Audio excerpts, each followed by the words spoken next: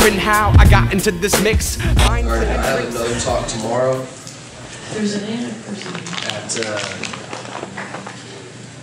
11:30. Let's turn this on.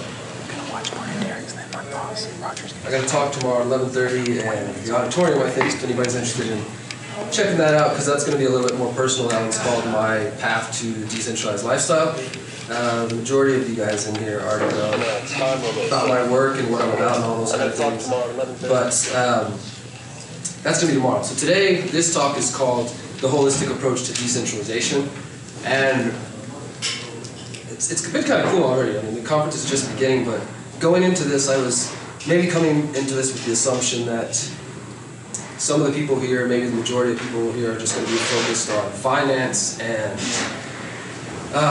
economics and how cryptocurrency can be an investment for them to raise their portfolio and get them rich and things of that sort. And I do think that's a part of a cryptocurrency. It's a part of this space that we're working in.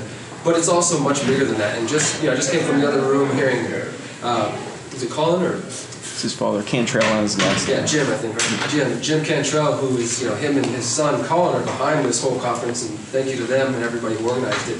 But hearing him speak as somebody who has experience in the space industry, in the intelligence industry, and basically being able to clearly say that for him this is much bigger. Like, he sees cryptocurrency, he sees Nexus as being the revolution that it has the potential to be.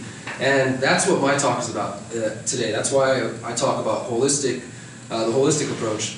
Now, when I speak of holistic, it comes from the term holism, which is the philosophy of holism, which deals with looking at situations, whatever you're studying, whatever you're examining, and looking at the whole parts rather than the individual parts.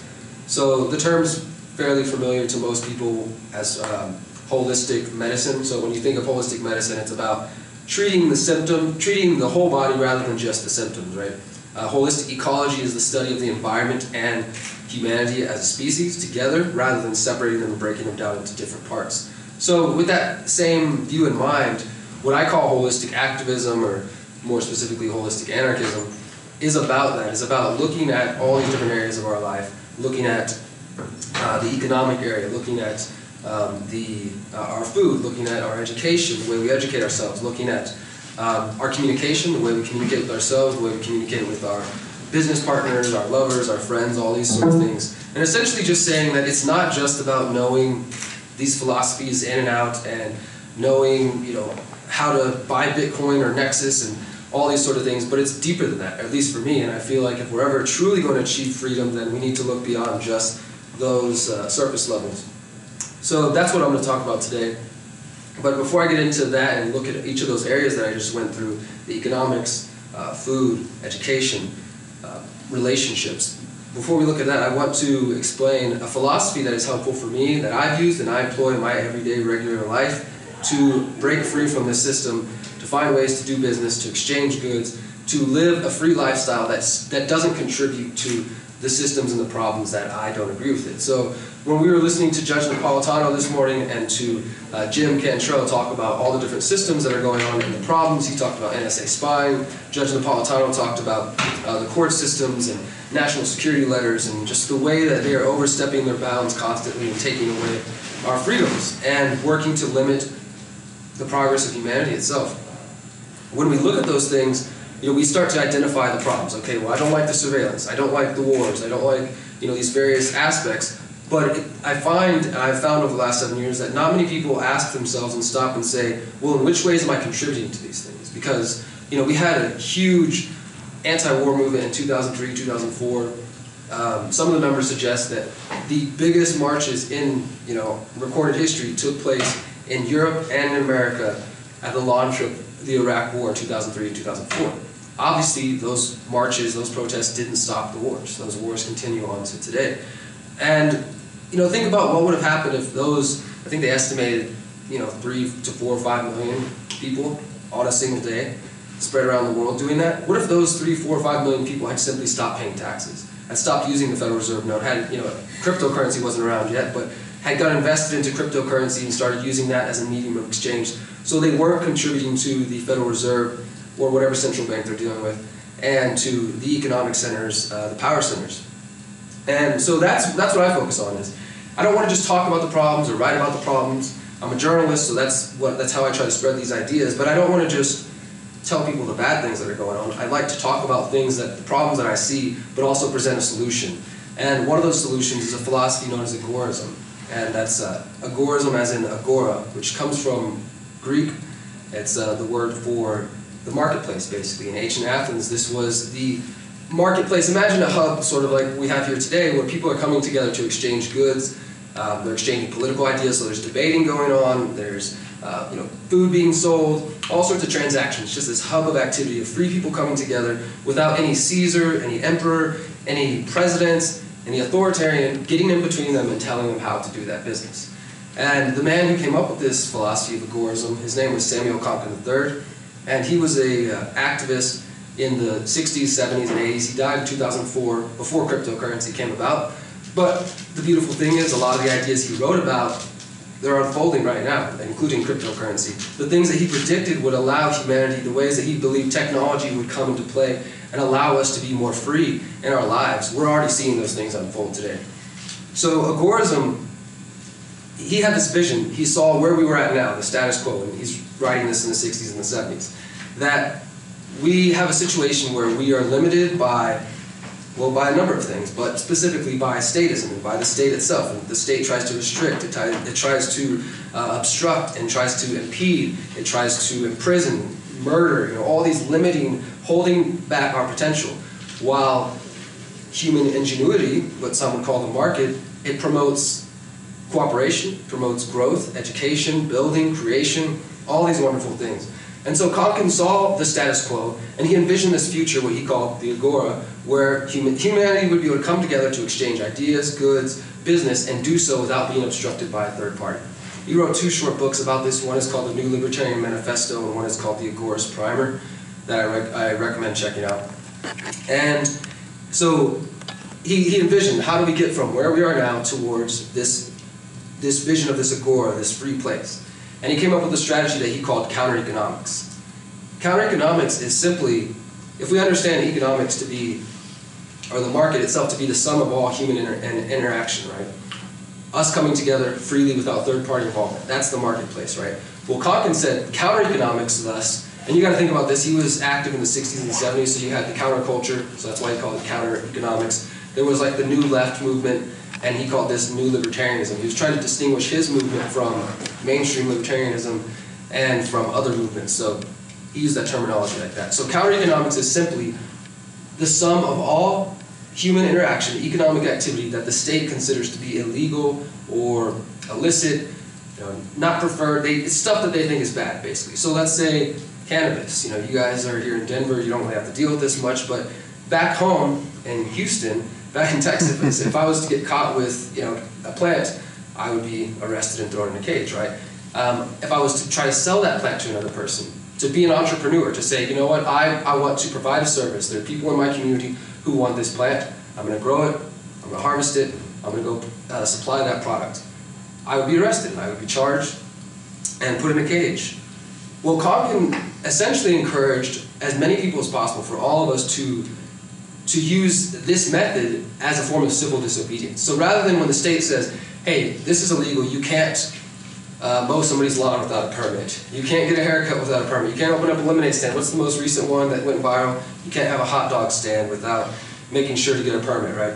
So Konkin said there are these areas in the economic activity, what he called the black and gray markets. The white market is the traditional market. This is where you're using the Federal Reserve note, you've got a taxable income, you're depositing your check in the bank, there's records of it. That's the white market that the majority of the average person deals in. Konkin said, let's move our economic activity as well as our moral support and our political action away from that mainstream economy and redirect it into the black and the gray markets. Gray markets are something that every single person that I found in my experience uses on some level.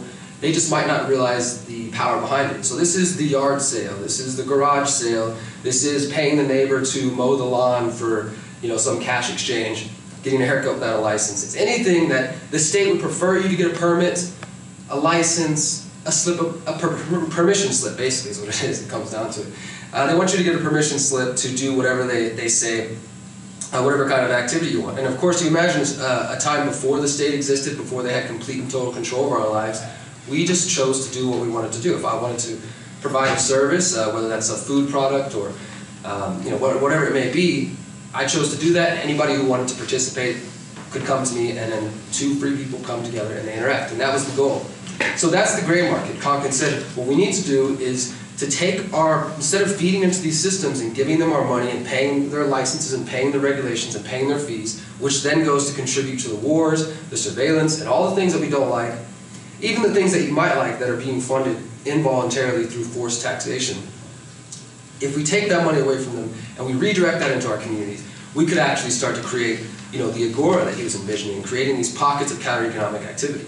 So that's the gray market. That's, again, it's basic stuff that most people do on the regular basis. If you ever go to a garage sale, if you ever go to a yard sale or anything like that, or anytime you do business with another person and there's no third party taking taxes out of that and taking fees out of that are then going to be redirected into the state. That's the gray market. That's the first step, the first stage. The black market is stuff that the state actually considers to be illegal. So this is when you're being a cannabis dealer, or the weapons smuggler, or consensual involuntary prostitution, or anything, again, that the state is trying to dictate what is moral, what is right, and say, you can't do that, that's illegal. We choose civil disobedience and we do it anyways. We choose civil disobedience and we don't get the permit and we don't get the license. And we say, well, the state thinks it's illegal for me to sell my buddy a plant or to provide somebody with a service that they think is incorrect. I'm going to do it anyways. So what that does is it's taking away that financial support from them. Because you're now creating economic activity, counter-economic activity. You're in this market, there's exchanges happening, there's goods that are being processed, there's money being made, but none of it is going towards the state. The institution that I believe most of the people here at this conference understand is a part of the problem we're facing. The reason we have Nexus and the reason we're trying to go to space and get free internet all over the world and help give people information. And when you read the incoming bulletin board up there about what this conference is about, it's really about recognizing that the state is what's limiting us and getting in our way. If you recognize that, then we can't sit back and just say, okay, well, I know the state's a problem. I'm not going to vote for those people. I'm not going to support them in this way. I'm just going to get a bunch of cryptocurrency. It's about doing more than just cryptocurrency, doing more than just finances and economics.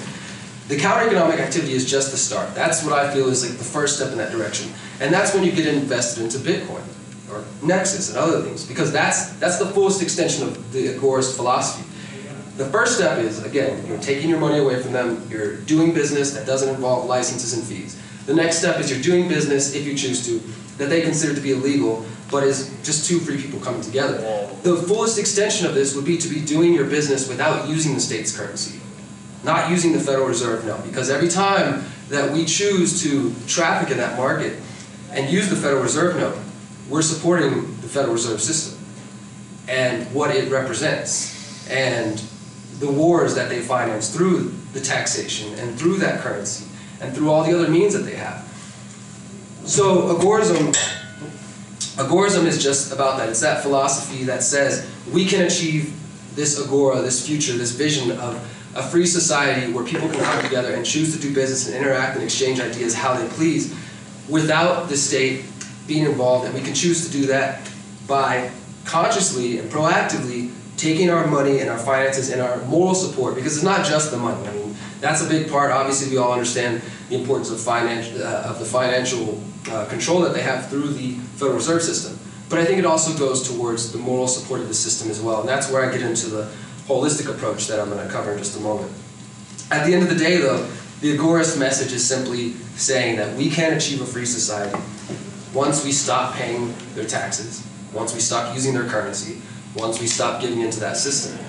Because as long as we continue to play by those rules, the system's going to be there. So for those who came to Nexus or who might be here because they believe that Nexus is going to be the next big thing that they can get rich off of, or they want to buy in at Bitcoin at the right time when it's dipping, or I have no issue with you making money or trying to make money. We all need wealth. I think there's a lot more wealth to be gained than material wealth. But I want you to take a moment, excuse me, I got a cough drop, I've been sick. I want you to take a moment to really think about how this is bigger than just money. It's bigger than just finance. It's bigger than just growing your pocketbook. I personally am invested. The reason I'm here, the reason I got invited as a speaker, is because I've been touring the country as part of a tour that I call the Decentralized Your Life Tour, spreading this exact message. Those are my books, if anybody wants to check them out. My life, my time, my energy is dedicated to trying to change the world in the same way that Jim Cantrell was over there talking about why he's here. You know, he didn't create Nexus, they didn't organize this conference so we could just, for lack of a better term, come here and have a circle jerk. They wanted to create new ideas, innovation, that can actually propel people forward. So I want to challenge everyone to think deeper than just, you know, this is about finances. It's about cryptocurrency for sure. That's just one facet of it though. And this brings me to the holistic message here. If you can see this symbol here, now again I said I'm an anarchist, so it says holistic anarchism, and I'll explain a little bit about that. But in general, the holistic approach, I think it works no matter whether you identify as an anarchist or not. So let me explain a little bit of what I mean about that. And what I said as far as holistic, it comes from the philosophy of holism. Again, dealing in whole parts rather than individual systems. So we take the full thing into scope. So when I step back and I look at the problems that we have today in the world, I don't just see, okay, well the Federal Reserve is, you know, has economic control. I see that, but then I also see a food production system that is completely unsustainable, that we are all dependent upon. You know, I'm from Houston. We just got done dealing with hurricanes and people without power, and you know, you quickly see how unprepared people are for life that is not dependent on either the government or the electric grid, or you know, you see the grocery stores empty out. Like these are real world scenarios that are playing out right before us, and I think it's an opportunity to recognize that we have to get beyond this dependency, and that's what the holistic message is about. So I don't just see problems in the Federal Reserve. I don't just see problems with the food production system. I see a lot of problems in the education system. I read an article yesterday, what was it, like 8-year-old kid strapped down and forced to be injected with something at a public school, and like every week, you know, some news story about a little kid in public school getting, you know, abused or punished because they won't say the Pledge of Allegiance. And there you go again. This is just reinforcing the state's view of things. They put the children in the public schools, they have them stand to say the Pledge of Allegiance, and they create a mindset that worships authority. So it's problematic to keep sending our children into those institutions. And then also, I see individuals such as myself who are striving for this change, but then I recognize that, well, maybe you know, you've got off the Federal Reserve note, and you've got away from cryptocurrency, and you're eating better, and you're growing your own food and these kind of things, and you know, you've got homeschooling or unschooling going on, and you're self-educated through the internet, but maybe you're a piece of shit.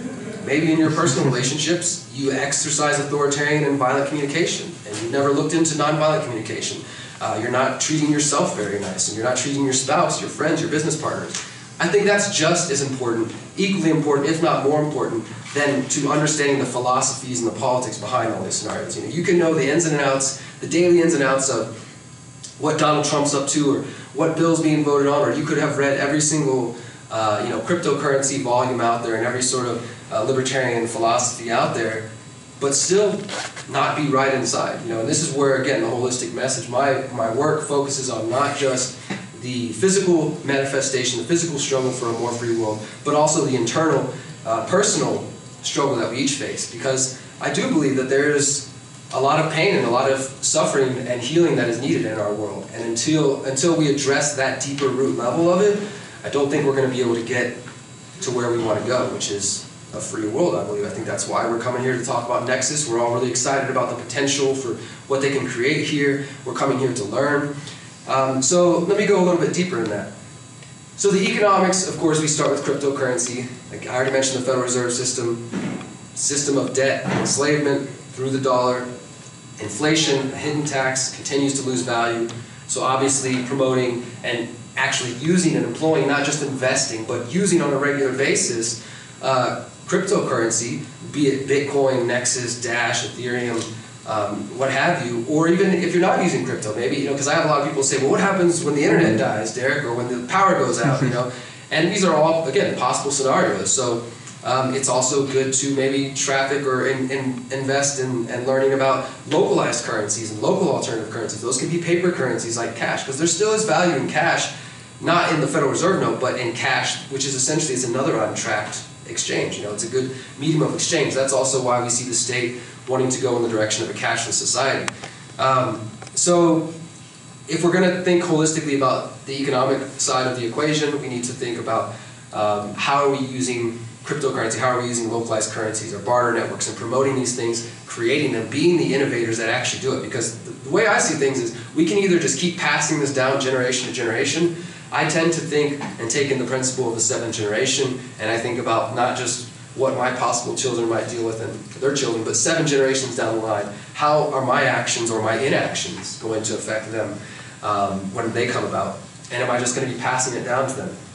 So this is an important thing. You know, as part of the tour, the Decentralize Your Life tour, we toured the whole country.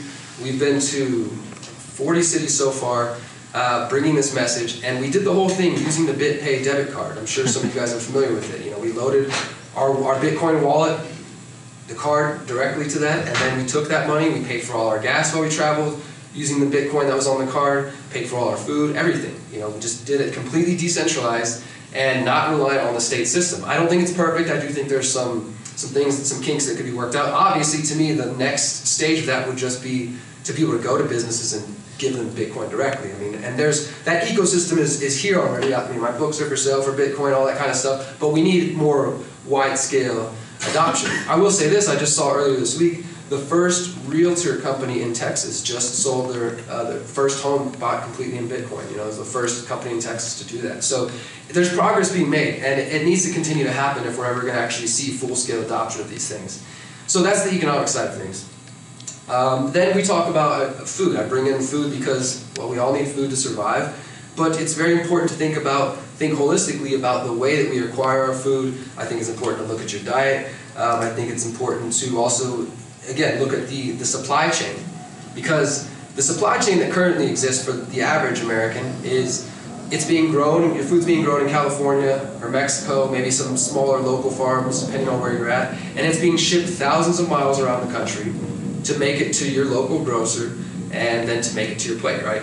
So what happens when those supply chains break down? Like when there's a drought in California, or for whatever reason that food can't get to your grocery store. Like all of a sudden you're in a situation where you're out of luck. You know, this is the situation, the scenario we've seen where people are, like, let's take Venezuela for example. You've got like long food lines, you've got looting and rioting, and people are trying to do what they have to do just to survive. Why do they have to go loot and riot? Because they didn't think ahead, they weren't proactive, they didn't actually stop and take the time and think, there might be a point in the future where I need to be independent and not dependent on these systems.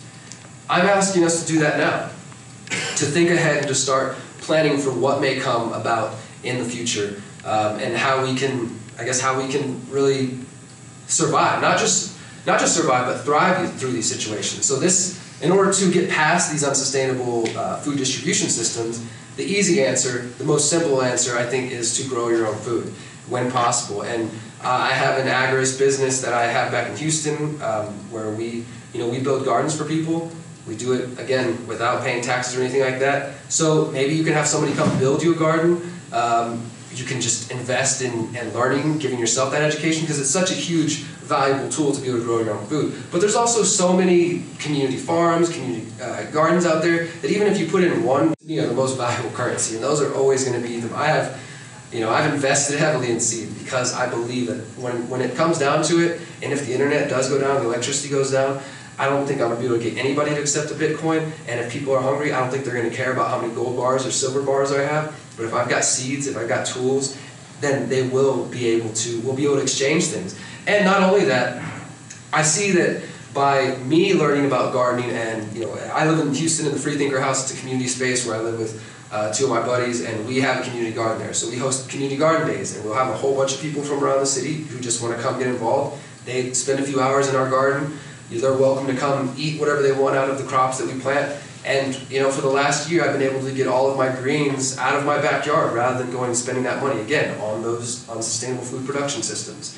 And also, when you look a little bit deeper into it, you can also see that you know, there's statism involved in supporting these unsustainable food production systems as well, and the violence. That's the other thing I want to address here when we're talking about food. Not just, I'm talking now about the unsustainability of the food distribution systems. You know, it's coming from one place, it's being flown or driven thousands of miles. So if that breaks down, that's an obvious weakness. We need to address that. I would also suggest that, looking into your diet, and I'm a vegan, but I'm not here to be a militant vegan and to preach to people and tell them we need to adopt a vegan diet. But I do think there's merit to looking into that and to seeing the violence that is inherent in that system. And even if you are a meat eater, the factory farming, industrial farming system is just disgusting. It's horrible. So if you choose to eat meat, then not everybody can go hunt it themselves, so I understand, but there's more and more localized farms, and some of them are just greenwashing. They're full of shit, and they're just going to say like, oh yeah, cage free, and that means that they get to run in like a 20 by 20 area or something like that. So, but what I'm getting at is there's more opportunity now to go to a farm and visit and say, hey, I'm going to go meet the cattle that I'm going to be eating. Like at the least have the courage to look at the animal in the face and when you're going to eat it, and at least go see it. And you're like, okay, these are the farmers. I know they don't use antibiotics here. Upon that, I'm sure everybody's if you're not, then like all you need to do is go watch a PETA video or something. And there's hundreds of them out there, unfortunately. So that's, again, to me, and you may be thinking, what the heck does my diet have to do with cryptocurrency or with Nexus, or why I didn't come here to hear about food? Well, again, taking it from a holistic perspective, if you are only, unplugging economically and investing in the economic systems and the cryptocurrencies and alternative currencies, but in your daily habits, and you're still supporting systems that are not only violent, but dependent on statism and unsustainable, then I think that's also problematic. And for me, it's not going far enough. I want to completely break free from these systems and all systems of oppression and violence, not just the state. Education, this is something I think everybody here is probably fairly well versed in. Like Jim was saying in the other room, he decided in the early 80s that he thought he needed to get an education to get out of his situation. And he said, well, at that time, it's just the only options you had were I'm going to go to university, get a degree, and then hopefully I get a job. Those of us, though, who have grown up in the age of the internet, we recognize that there are things like YouTube University, which is what how many people here in this room have ever troubleshooted something by going to YouTube? Like you couldn't figure out how to do something, you go look. Everybody's like, it's YouTube University. That's the beauty of decentralized peer-to-peer living, is that we realize, oh wow, I just figured out how to do this skill. Maybe other people could benefit from me filming it and loading it to the internet for other people. And then we help each other, we all grow through that. So you have YouTube University, you've also got the Khan Academy. Another one I would recommend checking out is edx.org, edx.org. This is a beautiful, beautiful website. It's college level classes and all sorts of classes that are taught by university professors from Berkeley, all over the top level professors, Yale professors, Berkeley professors. I've taken journalism classes through edx, and you can take anything you want from physics to mathematics to journalism to arts for free at your own pace, taught by a university professor. And you can pay a little extra if you want to get a certificate to show somebody, put that on your resume. But the point is that we have the opportunity now to educate ourselves, and the children and the people who are growing up. I remember life before the internet. I'm 32, so I remember what it was like before, and now things are just so much easier. There's so much more opportunity for decentralized education, whether it's YouTube University, Khan Academy, edx.org, or simply the social media interaction that we have that allows us to learn from other people from all over the world. That itself is a huge educational experience. Instead of just being closed in with maybe the 50 or so people in your town that you interact on a regular basis, now you're learning from people who live completely different ways in other countries and other parts of the world. And that's, I think, been instrumental in allowing us to build empathy and to build bonds. And that's where it's going to lead me to the final point, which is taking the holistic approach to our very self, our relationships itself. So not just the economics, the food, education, and there's much more to this decentralized process. But when it comes to our relationships, I think this is the big point, because as I said earlier, there's a lot of healing in our world that needs to take place. There are individuals who are traumatized, who have PTSD and may not even realize it from simply dealing with life under a state, or from going to fight in the state's wars, or maybe from the awareness that they're constantly being surveyed in every action that they take. There's so many different forms and ways that people are dealing with trauma, not to mention their own, maybe their own personal upbringing or their environment, things of that sort.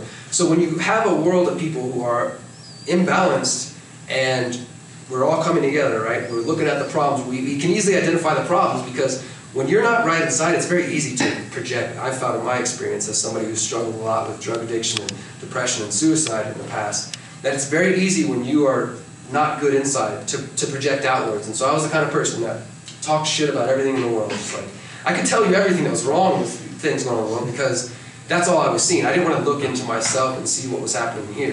I think that's one of the biggest steps, is not only to identify the problems that we see in the world, but then to look, and this is again the holistic part, to ask, okay, well, in which ways am I contributing to that? I don't like when people tell me about the violence happening in the factory farms, but every day I'm at my grocery buying from those industries. I don't like that the Federal Reserve Note is funding these wars and taxation and inflation, all these things, but every day I'm using the Federal Reserve Note, and I still haven't looked up Bitcoin or Nexus. I still haven't gotten involved, even though all my friends keep telling me about it.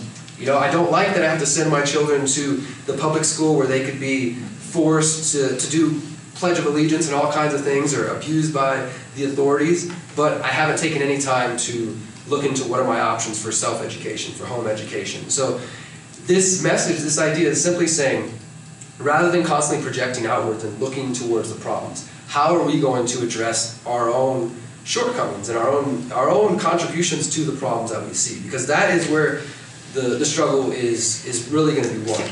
I call my book series and my work and my website, it's the conscious resistance. And what I mean by that phrase, the conscious resistance, is simply an awareness, a realization that the struggle for a more free, ethical world is both one in the physical world against government oppression, against bigotry and all kinds of horrible things that exist out here, but it's also that struggle that takes place in here, in our own hearts and minds. So that's what my message is about. That's why we're focusing on these things, because we do play a role. You can stop and look at your own actions, and you can see, well, I am contributing to the problem in this way or in this way. And this is leading me to the next project that I'm working on, that my buddy Sterling here, who will be speaking later. This is a project that we're both working on, and it's in my last book, Manifesto of the Free Humans. It just came out a few months ago. Everything you're hearing today comes from that book, basically.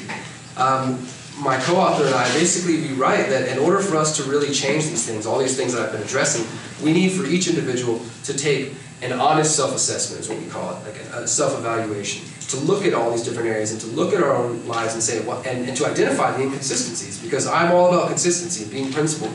Like both Judge Napolitano and Jim Cantrell pointed out, we need people who are all about first principles, who are willing to die for them, who are willing to live for them every day and to be about them, not just to come to conferences, because I speak at a lot of conferences, and sometimes I just feel like, are we really trying to change the world, or we all just like want to visit cool places and have talks and hang out and schmooze around for a few days? Like, I want to change the world, man. Like, I would like to see some very radical changes to this world by the end of my life. I don't want to just come here and as I said, have this like stroking each other's ego kind of thing.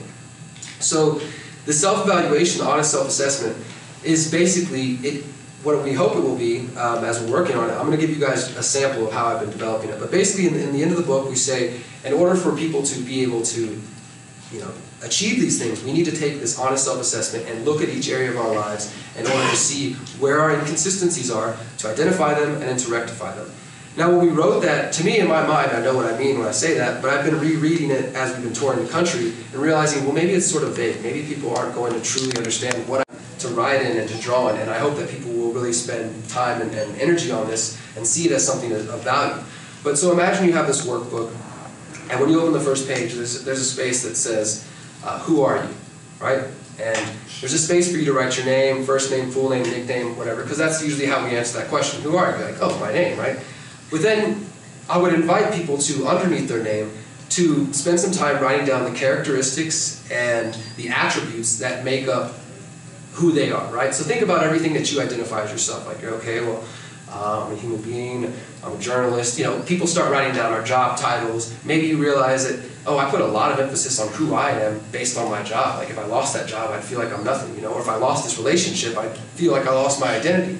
And you start to realize that many of us have placed our identities on external objects, not really on who we are individually. So that first step is really going to be instrumental. Who are you? Who am I? And I want people to write down the attributes of how they view themselves. Do you have a negative view of yourself? Do you have a positive view of yourself? And so spend some time on that first process. And then you turn the page. So the second page at the top would have your goals. So you have short-term and long-term goals, right? So what is a goal? A goal is something that you want to experience. It's an object you want to possess, an experience you want to have. It's something you want to bring towards yourself, right? So you identify your short-term, long-term goals. Short-term goals could be very simple, basic things like, one of the examples I typically give, because it seems like it's easy for people to understand, is, maybe you're somebody who said, okay, I want to lose 10 pounds by the end of the summer so I can feel good going to the beach, right? It could be other things like, okay, short term, I want to get this new job, I want to get this car. Then you think long term. Long term, you're thinking, okay, well, I want to leave my children a better world than I have. I want to get my own land. I'd like to have a homestead, or I want to be a millionaire, whatever. You're thinking short term and long term goals. So after you spend some time identifying your short term and long term goals, beneath that you would have your principles. So what is a principle?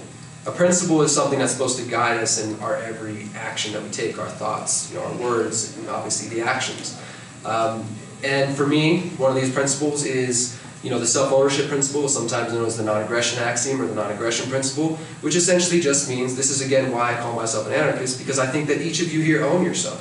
You have chosen to, as the vehicle of whoever you are, to come here and be here and listen to me speak right now. You did that all on your own. I didn't force anybody to be here, and you are choosing to share space with me right now. I believe in the value of self-ownership and its ability to help people, lead people towards freedom.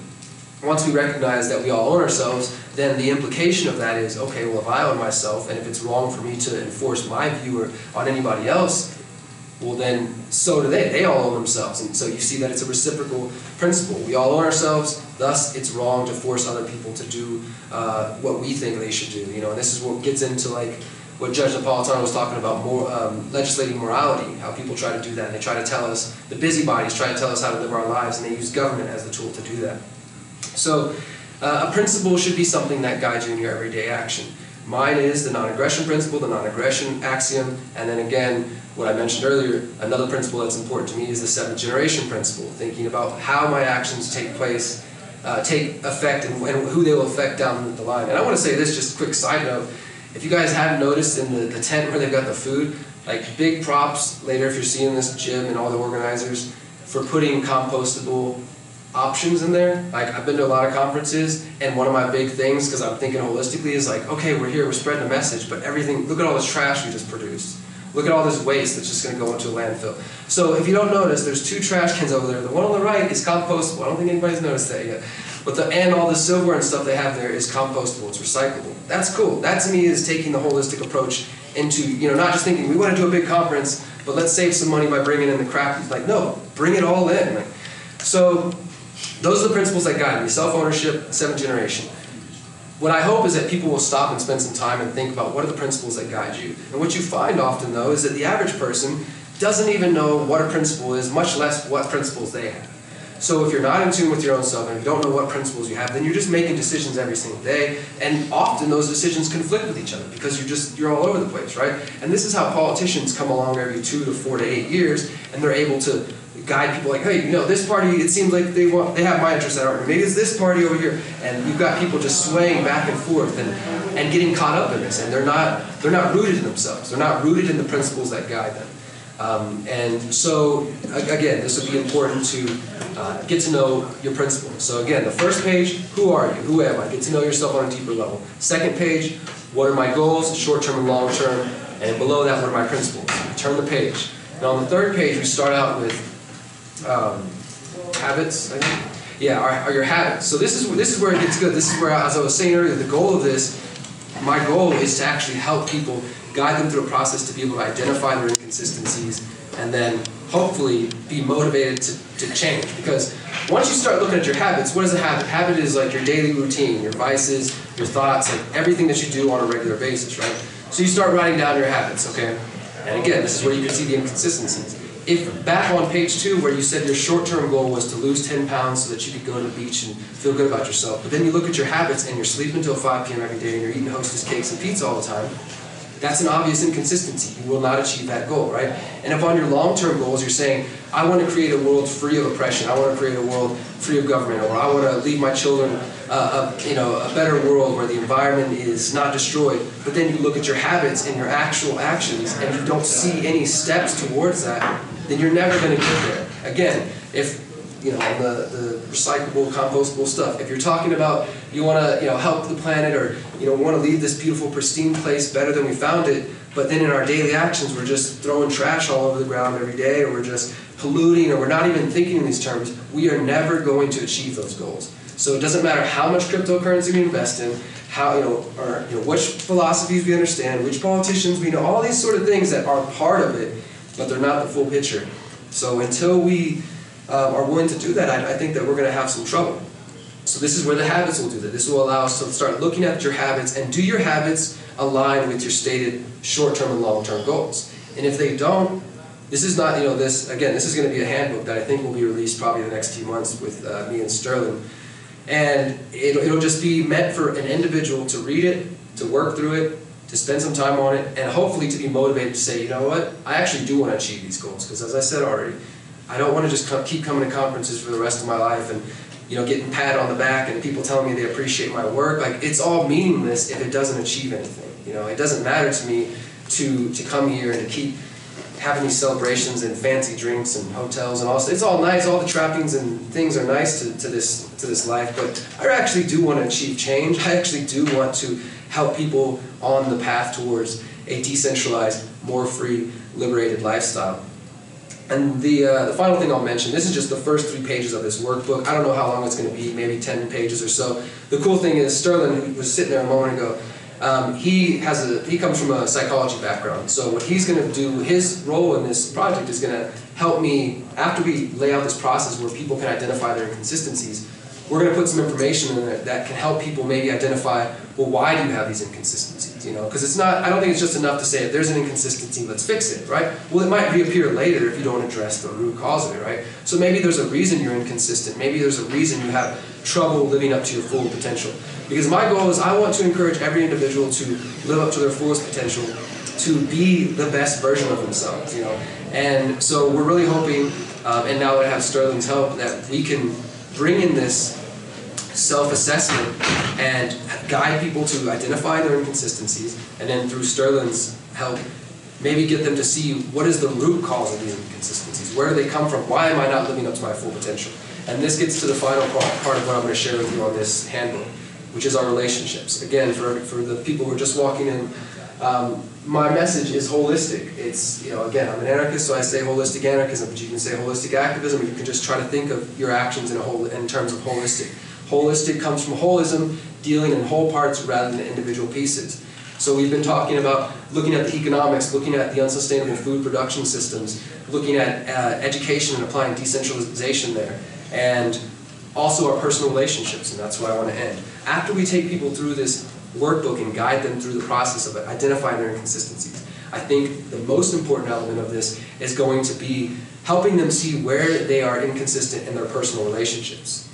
As I said earlier, we can know everything we want about Bitcoin, Nexus. You can even, all the steps I just outlined, you can take all those steps, but at the end of the day, if you are still communicating in an authoritarian way, and you're not taking the time to learn about tools like nonviolent communication. Has anybody ever heard of nonviolent communication here? So for those who are unfamiliar, Marshall Rosenberg, look him up. Just look up nonviolent communication, you'll find out everything you need to know. But basically, he recognized that the reason most conflicts arise is when individuals feel like their needs are not being met. So you have two people going back and forth, and maybe they're arguing, they're talking past each other, right? But at the root of it is one person, maybe they don't feel like they're being heard. And so because they don't feel like they're being heard, they're maybe more likely to lash out, to use what he called jackal language and jackal behavior. So this is intrinsic to what I'm talking about here, because I want to find ways to communicate about these tools and to do it in a holistic way, and to do it in a compassionate way. I want to have empathy for people that some would consider to be enemies of these ideas. I want to have empathy for the people who believe that the state is the answer, who believe centralization is the answer, who believe that the status quo as we have it now is all good and fine. I want to have empathy for them and compassion for them so that I can learn to communicate with them. I also want to have empathy and compassion, and I practice empathy and compassion for myself, so when I look back on my path and I recognize that, wow, okay, I'm talking about these lofty ideals and these big goals, but I haven't even always lived up to this message. Even today, like as I've been doing this tour and doing my own personal self-assessment, I've been able to identify my own inconsistencies and see the areas that I need to work on so that I can elevate myself and be an example of this message. So that's going to be the final part that I'm going to go over in the handbook. But the struggle for freedom and for a more ethical world is not just about investing in Bitcoin or investing in Nexus. It's about changing everything that we're doing. It's about applying decentralization to the way that we grow our food, the way we get our food, to the way we educate ourselves, and to the way that we communicate with each other, to the economics, all these things. And if you're interested in those ideas, my books are here. I'm here the next couple days. Like I said, they're available for Bitcoin or Nexus. And everything I discussed came out of my most recent book. But other than that, I am talking tomorrow at 11:30 in the auditorium, where I'll be giving a more personal talk about this journey that I've been through. I kind of mentioned briefly that I had struggled with drug addiction and with depression and suicide, and that's actually what led me to decentralization and to these answers. So my talk tomorrow is going to be called My Path to the Decentralized Lifestyle, if you're interested in that. But I do want to end the way I always try to end, and that's with another tool that was helpful for me in my journey towards this path, and that is what is sometimes known as positive affirmations. And essentially, we have to recognize that every single day when we wake up, from the moment we wake up to the moment we go to sleep, there is somebody vying for this space in our head. They're mining our minds, trying to get in our head. Whether that's the corporate advertising, the ad playing on the YouTube video you're watching, I'm trying to get in your head right now. You know, somebody's always trying to get in your head. This is, again, going back to why it's important to know your principles and to be rooted in those principles. Because then you can, from that rooted place, you can take in information and say, okay, well, that doesn't really fit with what I know to be right. I'll cast that aside. Instead of being somebody who isn't principled and isn't rooted in themselves and is being led astray all the time. So for me, as I struggled with my addiction and prison and getting myself out of all that and coming to this path, one of the things I had to do was to relearn and reteach myself in my personal conversation. You know, I talk about the relationship stuff. It's not also about, it's again about empathy and compassion towards other people, but it's empathy and compassion towards ourselves. So in that path, I was very, very, very negative towards myself often, and put a lot of weight on myself. And so I had to spend years relearning that and retraining my mind, so that every time I made a simple mistake or did something wrong, I didn't just say, God, you're such a dumbass, and beat myself up for, you know, half the day. I had to relearn and teach myself better things. And positive affirmations were one of the tools that helped me with that. So if you feel inclined, for those who are in the room and want to participate, you can repeat after me, and then I'm done for today. But if you want to repeat, I am powerful. I am powerful. I am beautiful. I am beautiful. I am free. I am free. Thank you guys for your time. Thank you guys for your time. I think I got 3 minutes if anybody's got a question. If not, thank you guys for your time. I would just love to know, what response did you get in speaking tour? What did you hear? What did you learn from the audience? Well, I'm glad you asked that, thank you. It's been really great because, so we did 2 weeks across Texas where we're from, we did 5 weeks West Coast and Midwest, and in 2 weeks we're headed to the East Coast again. And I've been making a deliberate effort the past 6 months of my work to not focus on like the niche crowd that already gets this message. So along the tour we've been talking to Green Party people, Libertarian Party people, Zeitgeist movement, like a whole range of people, politically active people and people who are done with politics. And they all seem to get this message. Like, I talk to people about, like, hey, let's just stop putting our energy into the system and let's use this counter-economic strategy and build something better. Let's decentralize. And across the spectrum, people, I mean, we're talking to right out of high school, going into college age people to 60, 70, 80-year-old grandmas who are like, yeah, I'm an anarchist. Like, they might not publicly say it or, you know, wear the shirt or proclaim it, but they get the principle. And that's what I care about. I don't care if people wear the labels. If you understand self-ownership, if you understand the value in decentralization, then we're already on the process. We're already on the way. You know, so then it's just a matter of helping them see that the tools already exist. I didn't really go in depth today, but I mean, a lot of the tools already exist for us to do that. One other thing I didn't mention that I do want to mention, if you guys could check out freedomcells.org, that's one of the tools that we're using to create localized communities and to create more freedom. So, and that's part of the decentralized process. Freedomcells.org. Thank you for that. Yeah. Anything else? All right, thank you guys. Derrick. Thank you, Derrick. Hey, Derrick. Woo! What up, dude?